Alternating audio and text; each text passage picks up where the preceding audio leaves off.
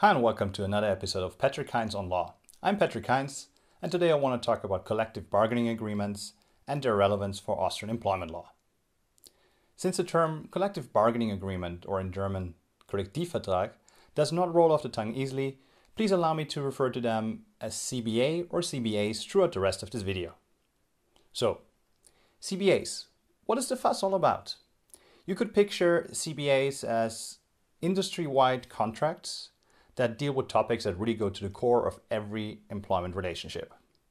They will deal with issues such as termination of employment relationships, including applicable notice periods, minimum salary standards and requirements, as well as any increases of such minimum standards, as well as the payment of the 13th and 14th salaries, which are quite common in Austria, but which are not provided for by Austrian law.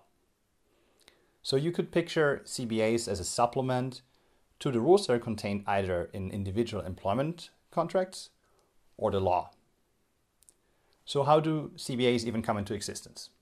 CBAs are the result of very tough negotiations, collective bargaining negotiations, between the representatives on one side of the employees, which are the representatives of the federal trade unions, and the representatives of the employers, which are the different branches of the Chamber of Commerce, or WKO, in Austria.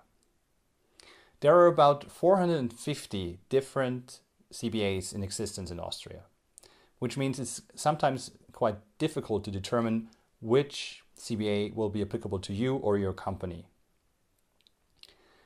The first step in order to determine which CBA would be applicable is finding out which services you are providing or which industry you are in. Because let's say if you're in the automotive industry, you will have a different CBA from somebody, let's say, who's running a small fashion boutique.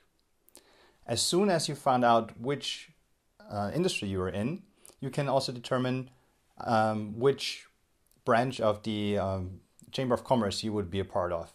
And then whichever CBA is applicable to this branch of the Chamber of Commerce will also be applicable to you and your employees, or to you as an employee. It is vital to note that the CBAs set up minimum standards, which means you can deviate from those minimum standards only to the advantage of an employee, never to the disadvantage. So if we take as an example the minimum salary requirements, you can always say, oh, I will pay you more than is required by the CBA, but not less. If you paid less than what was required by the CBA, your employee would be entitled to the difference, so at least the minimum, and the employer may also run into the risk of getting a fine for not meeting the minimum salary requirements from, which are set up or stipulated by the CBA. You might now think, if you're not really familiar with the Austrian system of CBAs, you might think, okay, that's all nice and beautiful, but why would anybody ever come up with this system? Well, the reason behind this is if the workforce of a single company would have serious issues with their employer because this person does not pay enough, or there are other serious issues with the working conditions, of course they could go on strike. But what they could also do is refer their problems to their representatives of the trade unions, and they will take it up to a higher level. And then during the annual negotiations of the CBAs, they may address those topics. So those topics might not only affect one single company, but many companies. And so they will set up industry-wide standards that have to be met.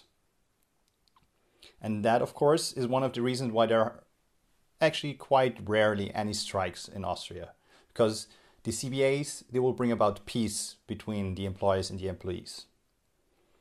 So if I may sum up again, the CBAs set up minimum standards, industry-wide minimum standards for very important issues, and they cannot be deviated from to the disadvantage of an employee, only to their advantage. So this concludes what I wanted to tell you about CBAs. I hope that you learned something from this video and that you will tune in next time. Thank you very much and goodbye.